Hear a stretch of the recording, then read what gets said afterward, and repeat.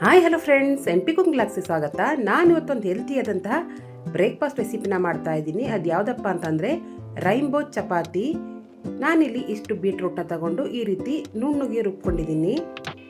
ಇವಾಗ ಇದನ್ನು ಒಂದು ಪಾತ್ರೆಗೆ ನಾನು ಹಾಕೋತಾ ಇದ್ದೀನಿ. ಈ ರೀತಿ ನಾನು ನುಣ್ಣಗೆ ರುಬ್ಕೊಂಡಿದ್ದೀನಿ. ಇವಾಗ ಇನ್ನೊಂದು ಕಡೆ ಸೈಡ್ ಎತ್ತಿಡ್ಕೋತಾ ಇದ್ದೀನಿ.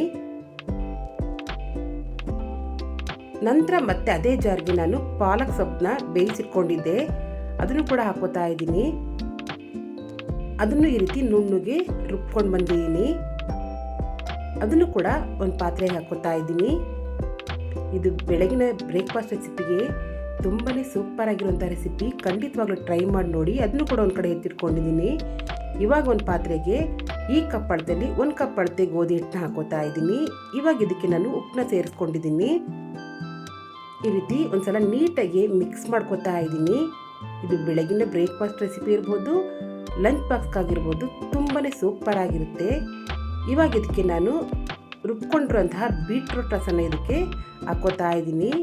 ಈ ರೀತಿ ಹಾಕ್ಕೊಂಡು ಸ್ವಲ್ಪನೇ ಹಾಕ್ಕೊಂಡು ಈ ರೀತಿ ನಾನು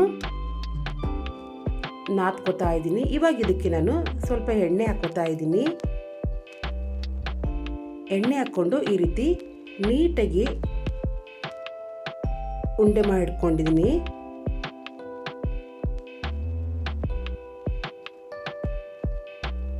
ಇವಾಗ ಅದೇ ಪಾತ್ರೆಗೆ ಮತ್ತು ಅದೇ ಕಪ್ ಅಳತೆಯಲ್ಲಿ 1 ಕಪ್ ಗೋಧಿ ಹಿಟ್ಟು ಹಾಕೋತಾ ಇದ್ದೀನಿ. ಇದಕ್ಕೆ ಸ್ವಲ್ಪ ಉಪ್ಪನ್ನು ಕೂಡ ಮಿಕ್ಸ್ ಮಾಡ್ಕೋತಾ ಇದ್ದೀನಿ. ನಾನು ಸ್ವಲ್ಪ ಉಪ್ಪನ್ನ ನೋಡ್ಕೊಂಡು ಹಾಕೋತಾ ಇದ್ದೀನಿ.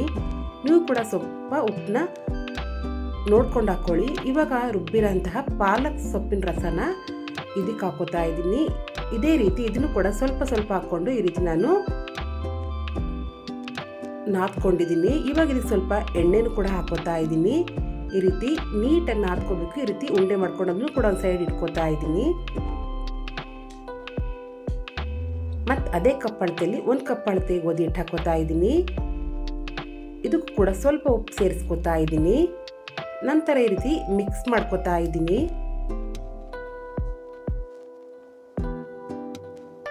ಇವಾಗ ಇದಕ್ಕೆ ಅರಿಶಿನ ಪುಡಿ ಮಿಕ್ಸ್ ಮಾಡ್ಕೋತಾ ಇದ್ದೀನಿ.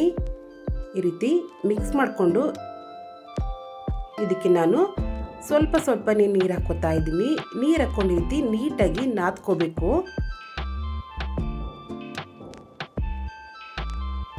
ಈ ರೀತಿ ನಾದ್ಕೊಂಡು ಇದಕ್ಕೆ ಕೂಡ ಎಣ್ಣೆನ ಹಾಕೋತಾ ಇದ್ದೀನಿ. ಈ ರೀತಿ ನೀಟಾಗಿ ಉಂಡೆ ಮಾಡಿ ಇಟ್ಕೊಂಡಿದ್ದೀನಿ. ಇದನ್ನು ಕೂಡ ಒಂದು ಸೈಡ್ ಎತ್ತಿಟ್ಕೋತಾ ಇದ್ದೀನಿ. ಇವಾಗ ನೀವೇ ನೋಡ್ತಿರೋ ಹಾಗೆ ಈ ರೀತಿ 3 ಉಂಡೆಗಳಾಗಿದೆ. ತುಂಬಾ ಚೆನ್ನಾಗಿರುತ್ತೆ. ಖಂಡಿತವಾಗ್ಲೂ ಒಂದ್ಸಲ ಟ್ರೈ ಮಾಡಿ ನೋಡಿ. ಇವಾಗ ಇದನ್ನು ಒಂದು ಪಾತ್ರೆಗೆ ಎತ್ತಿಟ್ಕೋತಾ ಇದ್ದೀನಿ. ನಾನು ನೈಟೇ ಈ ಹಿಟ್ಟನ್ನ ಕಲಸಿಟ್ಕೊಂಡಿದ್ದೆ. ಇವಾಗ ಇದನ್ನು ಮುಚ್ಚಿ ಇಟ್ಕೋತಾ ಇದ್ದೀನಿ. ಇದು ಬೆಳಗ್ಗೆ ಮಾಡೋಕ್ಕೆ. ಇವಾಗ ಈ ರೀತಿ ಹಿಟ್ಟನ್ನ ತಗೊಂಡು ನಾನು ಲಟ್ಟಣಿಗೆಲಿ ಲಟ್ಟಿಸ್ಕೊಂಡು ಈ ರೀತಿ ರೌಂಡ್ ಶೇಪ್ ಮಾಡ್ಕೊಂಡಿದ್ದೀನಿ. ಮತ್ತು ಪಾಲಕ್ ಸೊಪ್ಪನ್ನು ಕೂಡ ತಗೊಂಡು ಈ ರೀತಿ ಇದನ್ನು ಕೂಡ ಲಟ್ಟಿಸ್ಕೊಂಡಿದ್ದೀನಿ. ಈ ರೀತಿ ಇದನ್ನು ಕೂಡ ರೌಂಡ್ ಶೇಪ್ ಮಾಡಿ ಇಟ್ಕೊಂಡಿದ್ದೀನಿ. ಬೀಟ್ರೂಟ್ನು ಕೂಡ ಇದೇ ರೀತಿ ಮಾಡಿ ಇಟ್ಕೊಂಡಿದ್ದೀನಿ. ಈ ರೀತಿ ದೊಡ್ಡದಾಗಿ ನಾನು ಲಟ್ಟಿಸಿಟ್ಕೊಂಡಿದ್ದೀನಿ. ನೀವು ಕೂಡ ಯಾವ ಶೇಪ್ ಬೇಕು ಆ ರೀತಿ ನೀವು ಲಟ್ಟಿಸ್ಕೋಬಹುದು. ಅದ್ರ ಮೇಲೆ ನಾನು ಯೆಲ್ಲೋ ಕಲರ್ ಹಾಕ್ತಾ ಇದ್ದೀನಿ. ಯೆಲ್ಲೋ ಕಲರ್ ಹಾಕ್ಕೊಳ್ತಾ ಇದ್ದೀನಿ. ನೋಡಕ್ಕಂತೂ ಕಲರ್ ತುಂಬಾ ಸೂಪರ್ ಆಗಿರುತ್ತೆ. ಮಕ್ಕಳಿಗಂತೂ ತುಂಬಾ ಇಷ್ಟ ಆಗುತ್ತೆ. ಇದು ಕೂಡ ಹೆಲ್ತಿಯಾದ ರೆಸಿಪಿ. ಖಂಡಿತವಾಗ್ಲೂ ಒಂದ್ಸಲ ಟ್ರೈ ಮಾಡಿ ನೋಡಿ. ಇವಾಗ ಇದ್ರ ಮೇಲೆ ನಾನು ಪಾಲಕ್ ಸೊಪ್ಪನ್ನು ಕೂಡ ಈ ರೀತಿ ಹಾಕ್ಕೊಳ್ತಾ ಇದ್ದೀನಿ. 3 ಕೂಡ ಈ ರೀತಿ ನಾನು ಅಡ್ಜಸ್ಟ್ ಮಾಡ್ಕೊಂಡಿದ್ದೀನಿ. ಈ ರೀತಿ ಒಂದ್ರ ಮೇಲೆ ಒಂದು ಹಾಕ್ಕೊಂಡು ಈ ರೀತಿ ಲಟ್ಟಿಸ್ಕೊತಾ ಇದ್ದೀನಿ. ಇವಾಗ ಇದನ್ನು ಈ ರೀತಿ ನಾನು ರೋಲ್ ಮಾಡ್ತಾ ಇದ್ದೀನಿ. ಈ ರೀತಿ ರೋಲ್ ಮಾಡ್ಕೋಬೇಕು. ಇಷ್ಟಪ್ಪ ನಾನು ರೋಲ್ ಮಾಡಿ ಇಟ್ಕೊಂಡಿದ್ದೀನಿ. ಇವಾಗ ಇದನ್ನು ಮಧ್ಯಕ್ಕೆ ಕಟ್ ಮಾಡಿ ಇಟ್ಕೋತಾ ಇದ್ದೀನಿ.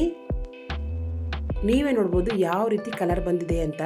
ಇದಕ್ಕೋಸ್ಕರ ನಾನು ರ್ಯಾಂಬೋ ಚಪಾತಿ ಅಂತ ಹೆಸರಿಟ್ಟಿತ್ತು ಇದಕ್ಕೆ. ಈ ರೀತಿ ನಮಗೆ ಯಾವ ಶೇಪ್ ಬೇಕು ಆ ಶೇಪ್ ಆಗಿ ನಾನು ಕಟ್ ಮಾಡಿ ಇಟ್ಕೋತಾ ಇದ್ದೀನಿ. ಈ ರೀತಿ ಎಲ್ಲನೂ ಕೂಡ ನಾನು ಕಟ್ ಮಾಡಿ ಇಟ್ಕೊಂಡಿದ್ದೀನಿ. ಇವಾಗ ಇದನ್ನು ನಾನು ಈ ರೀತಿ ರೌಂಡ್ ಮಾಡ್ಕೊತಾ ಇದ್ದೀನಿ. ನೀವು ಬೇಕಿದ್ರೆ ಚಪಾತಿನಾರು ಮಾಡ್ಕೋಬೋದು, ಪೂರಿನಾರು ಮಾಡ್ಕೋಬೋದು. ತುಂಬಾ ಚೆನ್ನಾಗಿರುತ್ತೆ. ಕಲರ್ ನೋಡೋಕ್ಕೆ ಕೂಡ ತುಂಬಾ ಚೆನ್ನಾಗಿರುತ್ತೆ. ಈ ರೀತಿ ನಾನು ಲಟ್ಟಿಸ್ಕೊತಾ ಇದ್ದೀನಿ. ನನಗೆ ಚಪಾತಿಗೆ ಯಾವ ಹದಕ್ಕೆ ಬೇಕೋ ಆ ರೀತಿ ಲಟ್ಟಿಸ್ಕೊಂಡು ಹೆಂಚು ಕೂಡ ಕಾಯ್ದಿದೆ, ಅದ್ರ ಮೇಲೆ ಈ ರೀತಿ ಹಾಕೋತಾ ಇದ್ದೀನಿ.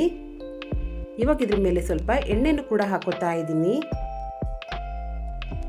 ಈ ರೀತಿ ಎಣ್ಣೆ ಎಲ್ಲ ಒಂದು ಕಡೆ ಸವರ್ಕೋತಾ ಇದ್ದೀನಿ. ಇವಾಗ ಇದನ್ನು ತಿರುಗಿಸಾಕೋತಾ ಇದ್ದೀನಿ.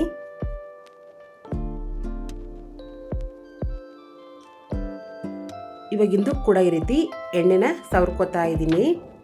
ಈ ರೀತಿ ಎಣ್ಣೆ ಹಾಕ್ಕೊಂಡು ನೀಟಾಗಿ ಸ್ಪ್ರೆಡ್ ಮಾಡ್ಕೋಬೇಕು. ಇದು ತುಂಬಾ ಹೆಲ್ತಿಯಾದಂಥ ರೆಸಿಪಿ, ಖಂಡಿತವಾಗ್ಲೂ ಟ್ರೈ ಮಾಡಿ ನೋಡಿ. ಇವಾಗ ಈ ರೀತಿ ಎರಡು ಕಡೆನೂ ಕೂಡ ನೀಟಾಗಿ ಬೇಯಿಸ್ಕೊತಾ ಇದ್ದೀನಿ. ಇದು ಕೂಡ ಉಪ್ಪು ಬರ್ತಾ ಇದೆ, ನೀವೇ ನೋಡ್ತಿರ್ಬೋದು.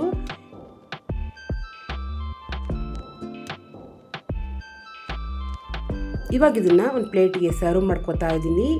ನೀವೇ ನೋಡ್ಬೋದು ಕಲರ್ ಕೂಡ ಯಾವ ರೀತಿ ಬಂದಿದೆ ಅಂತ. ತಿನ್ನೋ ಕೂಡ ಅಷ್ಟೇ ಸೂಪರ್ ಆಗಿರುತ್ತೆ. ಮಕ್ಕಳಿಗೆ ಕೂಡ ಮಾಡಿಕೊಡಿ, ಹಾಗೆ ದೊಡ್ಡವ್ರಿಗೆ ಕೂಡ ಮಾಡಿಕೊಡಿ. ತುಂಬಾ ಸ್ಪೆಷಲ್ ಆಗಿರುತ್ತೆ ಮತ್ತು ಡಿಫ್ರೆಂಟ್ ಆಗಿರುತ್ತೆ. ಇದು ಪಲ್ಯದ ಜೊತೆ ಸಾಗು ಜೊತೆ ತುಂಬಾ ಸೂಪರ್ ಆಗಿರುತ್ತೆ. ಖಂಡಿತವಾಗ್ಲೂ ಟ್ರೈ ಮಾಡಿ ನೋಡಿ. ನನ್ನ ರೆಸಿಪಿ ಇಷ್ಟ ಆದರೆ ಪ್ಲೀಸ್ ಲೈಕ್ ಮಾಡಿ, ಸಬ್ಸ್ಕ್ರೈಬ್ ಮಾಡಿ, ಸಪೋರ್ಟ್ ಮಾಡಿ, ಕಮೆಂಟ್ಸ್ ಕೂಡ ಹಾಕಿ, ಶೇರ್ ಕೂಡ ಮಾಡಿ. ಪಕ್ಕದಲ್ಲೇ ಕಾಣೋಂಥ ಬೆಲ್ ಐಕಾನ್ ಕೂಡ ಪ್ರೆಸ್ ಮಾಡಿ. Thank you.